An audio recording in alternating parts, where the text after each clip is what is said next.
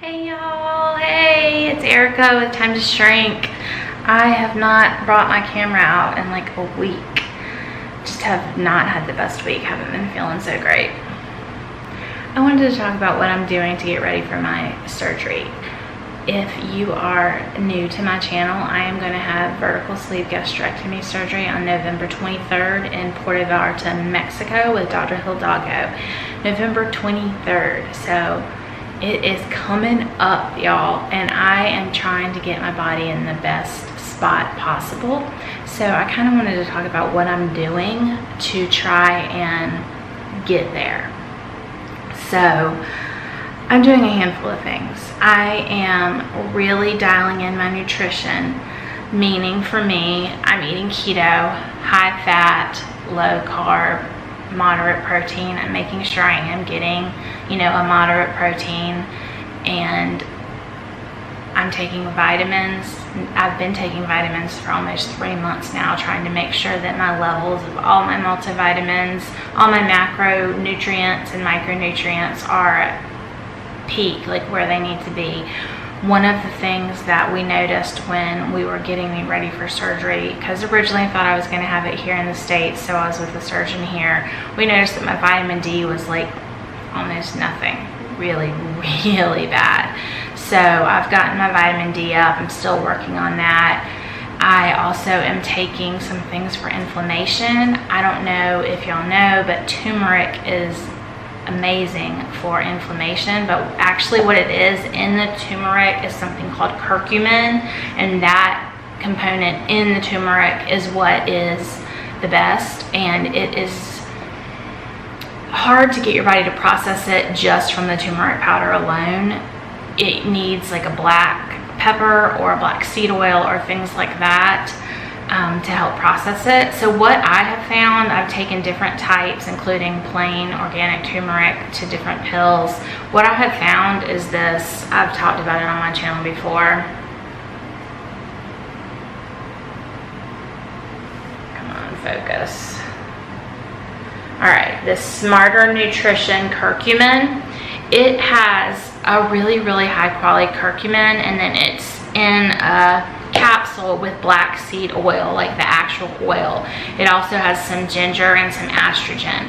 Anyways, I've noticed the most difference, and I've noticed the biggest difference in what my inflammation levels feel like in my body with this. Now, I do have fibromyalgia, and I would say I'm pre-diabetic. That's another thing I'm trying to really work on.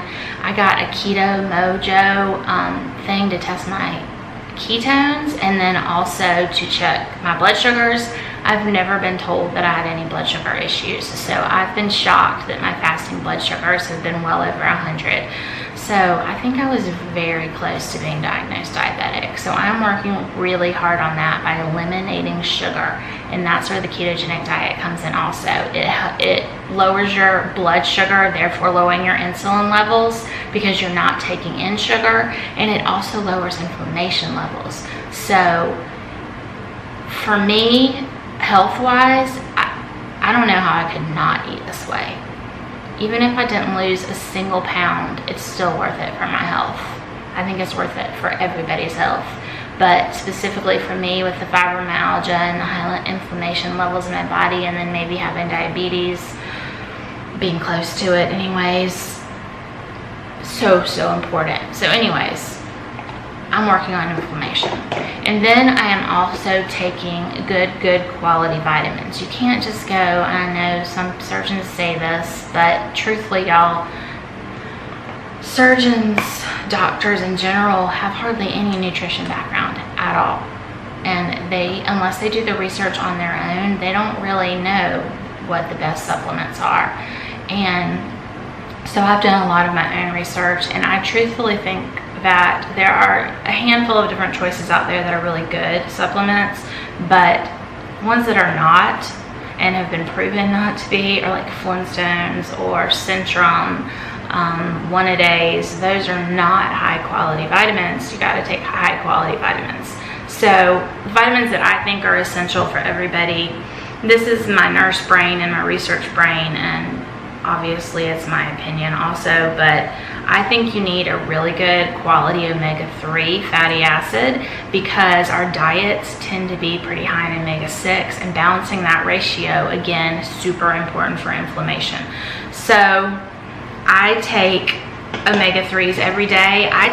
Currently I take ones from doTERRA. I'm trying to find I don't know where they are right now, but I take some from doTERRA. doTERRA is a company that sells essential oils basically, but they also have like a supplement line, and their quality is just super well researched and it's just super high quality.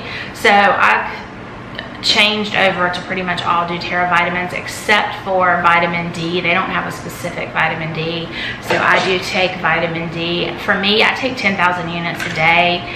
Your body can't process too much more than that, so it's kind of pointless to take any more than that, but I'm still trying to bring my level up to a high normal, and mine's at a low normal right now. So this is the one I'm taking right now. I don't know that this is what I'm going to land on. I don't know if this is the best quality out there, but this is what I'm taking right now. If you do get one that comes in an oil form, make sure that it's in coconut oil or avocado oil or olive oil. You know, if you get one that's in like a soybean oil or a canola oil, you're ingesting inflammation. So don't do that. Make sure to look at the ingredients.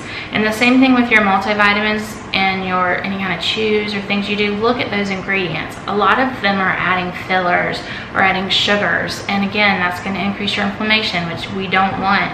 So make sure your multivitamin and anything else that you take, you look at those ingredients. So again, I take the doTERRA multivitamin, and then I take a doTERRA omega-3 fatty acid supplement. And then also something I'm doing right now is I'm doing a cleanse to cleanse my liver and my body the best that I can before surgery. You know, one of the things before a vertical sleeve gastrectomy surgery that they always say is you want to get your liver as lean as you can. Fatty liver disease is a huge issue in today's society, and people that are overweight, almost everybody that's overweight, especially if you have belly fat, you probably have a fatty liver.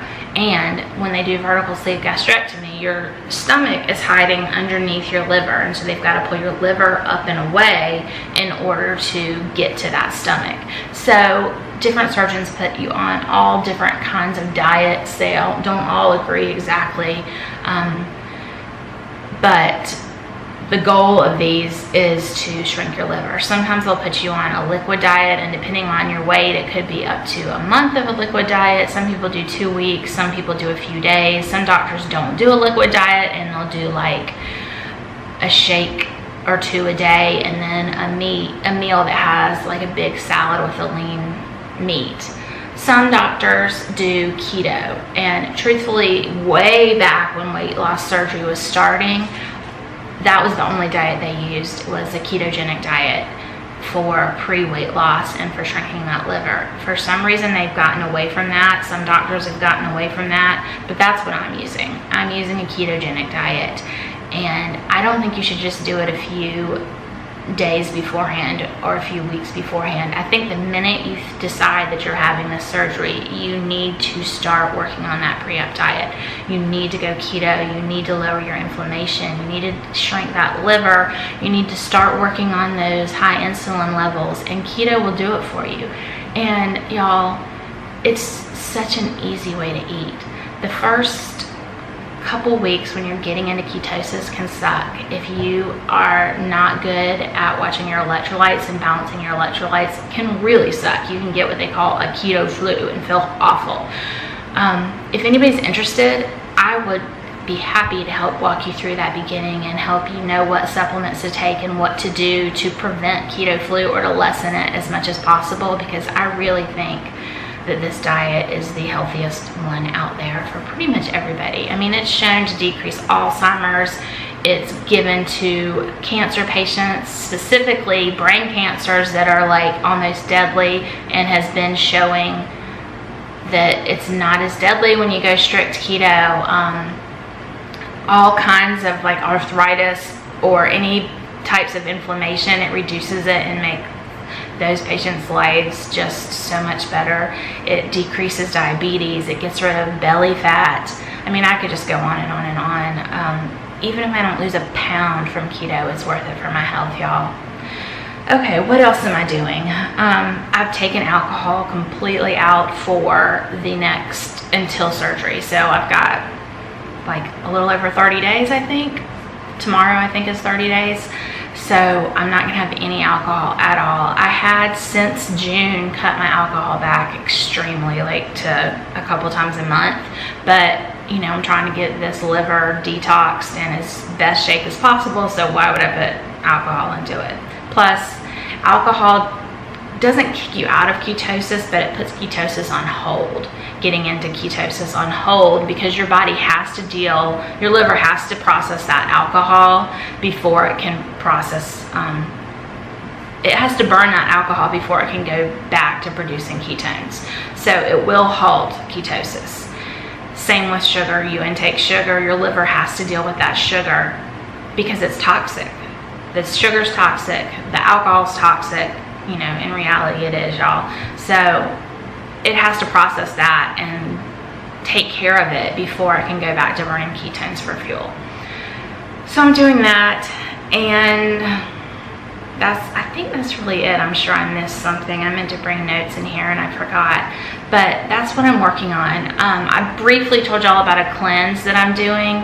The cleanse is also through doTERRA. I've used doTERRA for years, but kind of just like here and there, nothing major. And now I'm trying to get more into it because I just think oils are a really healthy alternative medicine that just work. They work. Peppermint oil takes your headache away. Stuff like that. Oh, I know, that's the other oil thing, sorry. I'm also putting in a capsule, in a veggie cap every single day, frankincense and copaiba. They, again, reducing inflammation levels, increasing your body's cellular health. Taking those every day, twice a day, in the morning and at night. And I think those really, really help with my inflammation level as well. So, back to the cleanse. The cleanse is 30 days.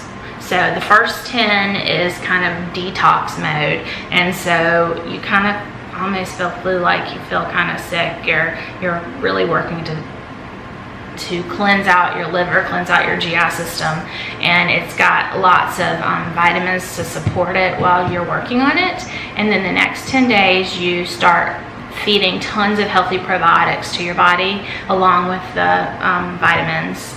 And then the next you add this thing called DDR Prime, and it like really focuses on cellular health.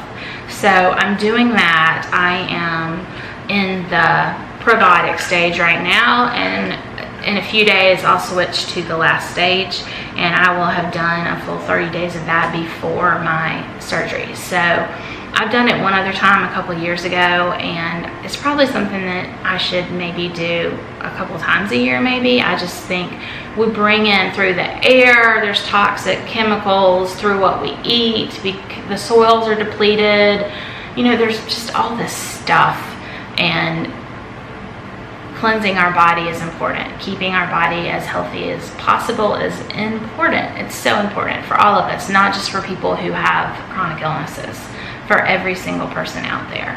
So if anybody has any questions about oils, I'm still learning, but I'm very willing to share what I'm learning and what's been working for me, and hook you up with people that really, really know about it if you have questions about that.